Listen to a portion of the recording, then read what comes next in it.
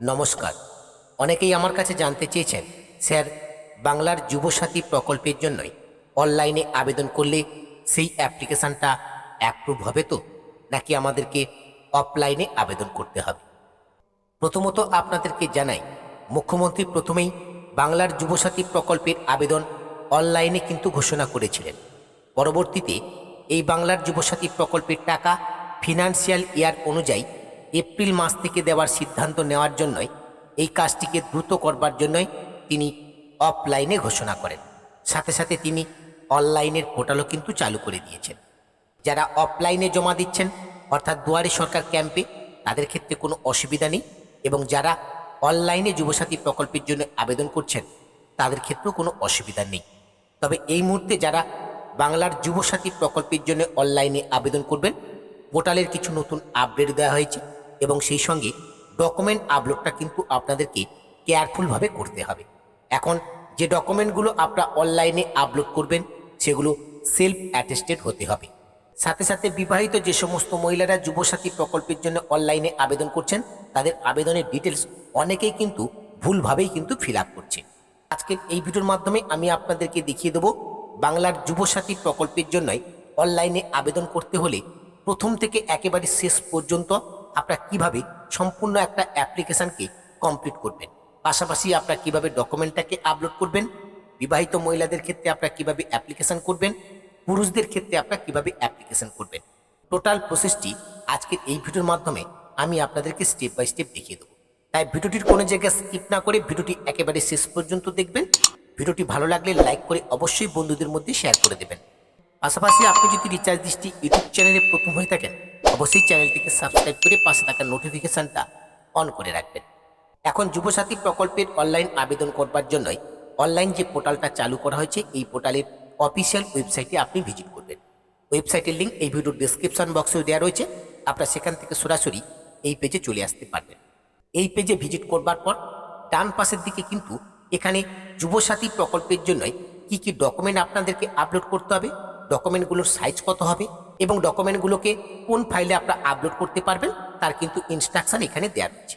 ঠিক এর বাম পাশে অ্যাপ্লাই অনলাইন বলে যে অপশানটা রয়েছে, এই অপশানটির উপরে আপনারা ক্লিক করবেন। পরবর্তী পেজ আপনাদের সামনে এভাবেই ওপেন হবে। অ্যাপ্লিকেন্ট লগ ইন, এই জায়গায় আপনারা অ্যাপ্লিকেন্টের মোবাইল নাম্বারটাকে এন্টার করবেন।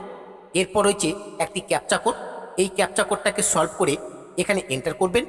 এরপর gate OTP or secret pin, এই অপশানটির উপরে ক্লিক করবেন। এইরকম একটি অ্যালার্ট শো করবে, ওকে অপশানটির উপরে ক্লিক করবেন। এখন অ্যাপ্লিকেন্টের এই মোবাইল নাম্বারে একটি 6 ডিজিট ওটিপি আসবে, সেই ওটিপিটা এন্টার 6 ডিজিট পিন এই ঘরে এন্টার করবেন। এরপর ভেরিফাই পিন এই অপশানটির উপর ক্লিক করবেন। ভেরিফাই অপশানটির উপরে ক্লিক করবার সঙ্গে সঙ্গে অ্যাপ্লিকেশান ফর্মটা কিন্তু আপনাদের সামনে এভাবেই ওপেন হবে। এখন এই অ্যাপ্লিকেশান ফর্মটা সঠিকভাবে কিন্তু আপনাদেরকে ফিল আপ করতে হবে, এবং এই অ্যাপ্লিকেশানটাকে সাবমিট করতে হলে আপনাদেরকে 3টে স্টেপ কিন্তু কমপ্লিট করতে হবে। যুবসাথী প্রকল্পের অনলাইন আবেদন আপনারা যদি কেউ আমার থেকে করাতে চান, সেক্ষেত্রে কিন্তু আপনারা আমার সঙ্গে যোগাযোগ করতে পারেন। আমার সঙ্গে যোগাযোগ করবার জন্য ভিডিও ডেসক্রিপশন বক্সে আমার হোয়াটসঅ্যাপ এবং টেলিগ্রাম গ্রুপের লিঙ্ক আপনারা পেয়ে যাবেন। এখন ফর্মটিকে পরপর করে আমরা ফিল আপ করব। প্রথমে রয়েছে আধার নাম্বার, এই জায়গায় আপনারা অ্যাপ্লিকেন্টের আধার নাম্বারটাকে এন্টার করবেন। এরপর রয়েছে beneficiary name as in MP, অর্থাৎ যে অ্যাপ্লিকেন্টের আপনি যুবসাথী প্রকল্পের জন্য অ্যাপ্লাই করছেন তার মাধ্যমিক সার্টিফিকেটে যে নামটি রয়েছে সেই নামটি দেখে দেখে এখানে কিন্তু আপনাদেরকে ইনপুট করতে হবে। তার ফার্স্ট নেমটা আপনারা এই ঘরে ইনপুট করবেন, মিডিল নাম থাকলে এই ঘরে ইনপুট করবেন, এরপর লাস্ট নেমটা এই ঘরে ইনপুট করবেন।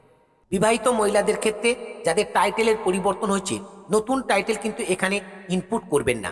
এখানে কিন্তু পরিষ্কারভাবে ইনস্ট্রাকশন দেওয়া রয়েছে, অ্যাজ ইন এমপি মাধ্যমিক সার্টিফিকেটে যে নামটি রয়েছে ঠিক সেই নামটি কিন্তু দেখে দেখে এই ঘরে আপনারা ইনপুট করবেন।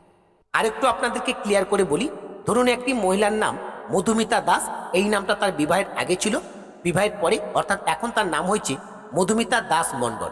এই জায়গায় আপনারা কিন্তু ফার্স্ট নেম মধুমিতা লিখবেন এবং লাস্ট নেম দাস লিখবেন। মণ্ডলটা আপনারা কিন্তু এইখানে ইনপুট করবেন না, কারণ তার মাধ্যমিক সার্টিফিকেটে মধুমিতা দাস রয়েছে, সেই নামটা আপনারা এই ঘরে ইনপুট করবেন। এরপর হচ্ছে mobile number link with bank account, অ্যাপ্লিকেন্টের ব্যাঙ্ক অ্যাকাউন্টের সঙ্গে যে মোবাইল নাম্বারটা লিঙ্ক রয়েছে সেই মোবাইল নাম্বারটা আপনারা এই ঘরে এন্টার করবেন। এরপর হচ্ছে জেন্ডার, এখান থেকে আপনার জেন্ডারটাকে সিলেক্ট করে নেবেন। এরপর হচ্ছে ডেট অফ বার্থ, এই জায়গায় আপনার ডেট অফ বার্থটাকে এন্টার করবেন। ডেট অফ বার্থ এন্টার করবার সঙ্গে সঙ্গে আপনার বয়সটা এখানে অটোমেটিকলিভাবে কিন্তু ফেচ হয়ে যাবে। এরপর হচ্ছে ফাদার নেম, এই জায়গায় অ্যাপ্লিকেন্টের ফাদার নেম এন্টার করবেন। এরপর হচ্ছে মাদার নেম, অ্যাপ্লিকেন্টের মাদার নেম এখানে এন্টার করবেন। এরপর হচ্ছে স্পাউস নেম, যদি অ্যাপ্লিকেন্ট বিবাহিত হয়ে থাকে তাহলে এই জায়গায় স্পাউস নেমটাকে আপনারা এন্টার করবেন। এরপর হচ্ছে ক্যাটাগরি, অ্যাপ্লিকেন্টের ক্যাটাগরি আপনারা এখান থেকে সিলেক্ট করে নেবেন, এসসি, এসটি নাকি ওবিসি। যদি ক্যাটাগরি এসসি কিংবা এসটি কিংবা ওবিসি হয়ে থাকে তাহলে তার কাস্ট সার্টিফিকেটের নাম্বার কিন্তু আপনাকে এই ঘরে ইনপুট করতে হবে। আর যদি আপনারা এসসি, এসটি কিংবা ওবিসি হয়ে থাকেন কিন্তু আপনাদের কাছে যদি কাস্ট সার্টিফিকেট না থাকে তাহলে কিন্তু আপনাদেরকে জেনারেল হিসেবে অ্যাপ্লাই করতে হবে। এরপর হচ্ছে ম্যারিটাল স্ট্যাটাস, এখান থেকে আপনার ম্যারিটাল স্ট্যাটাসটাকে আপনি সিলেক্ট করবেন, আপনি আনম্যারিড নাকি ম্যারিড নাকি উইথড্র নাকি সেপারেট সেটাকে আপনি সিলেক্ট করে নেবেন। এরপর হচ্ছে কন্ট্যাক্ট ডিটেলস, এখন আপনাকে কন্ট্যাক্ট ডিটেলস এখানে ফিল আপ করতে হবে। প্রথমে রয়েছে হাউস আর প্রিমিয়াস নম্বর, এখানে আপনি আপনার হাউস অথবা প্রিমিয়াস নম্বরটাকে এন্টার করবেন। এরপর হচ্ছে ভিলেজ, টাউন, সিটি, এই তিনটে ডিটেলসের মধ্যে যে কোনো একটা ডিটেলস এই ঘরে ইনপুট করবেন। এরপর পোস্ট অফিসের নামে এই ঘরে এন্টার করবেন, এখান থেকে ডিস্ট্রিক্টটাকে সিলেক্ট করে নেবেন। এরপর হচ্ছে এরিয়া, যদি আপনার ব্লক এরিয়া হয় তাহলে ব্লকই সিলেক্ট রাখবেন, যদি মিউনিসিপ্যালিটি কিংবা কর্পোরেশন হয়ে থাকে তাহলে সেকেন্ড অপশানটাকে সিলেক্ট করবেন। এরপর ডান পাশে রয়েছে ব্লক আর মিউনিসিপ্যালিটি আর কর্পোরেশন, যদি ব্লক হয় তাহলে এখান থেকে ব্লকের নাম সিলেক্ট করবেন, আর মিউনিসিপ্যালিটি কিংবা যদি কর্পোরেশন হয়ে থাকে তার নামটাকে সিলেক্ট করে নেবেন। এরপর হচ্ছে পুলিশ স্টেশন, এখান থেকে আপনার পুলিশ স্টেশনের নামটাকে সিলেক্ট করবেন। এরপর হচ্ছে জিপি অর ওয়ার্ড, এই জায়গায় আপনার গ্রাম পঞ্চায়েত অথবা ওয়ার্ডের নামটাকে সিলেক্ট করে নেবেন। এরপর পিনকোড নাম্বারটা এই ঘরে এন্টার করবেন, স্টেট আপনাদের অটোমেটিকলি এখানে সিলেক্ট হয়ে থাকবে। এরপর হচ্ছে এমপি এক্সামিনেশন ডিটেলস, এখন মাধ্যমিকের ডিটেলস আপনাকে এই ঘরে ইনপুট করতে হবে। প্রথমে রয়েছে বোর্ড, এই সিলেক্ট অপশানে আপনারা ক্লিক করবেন।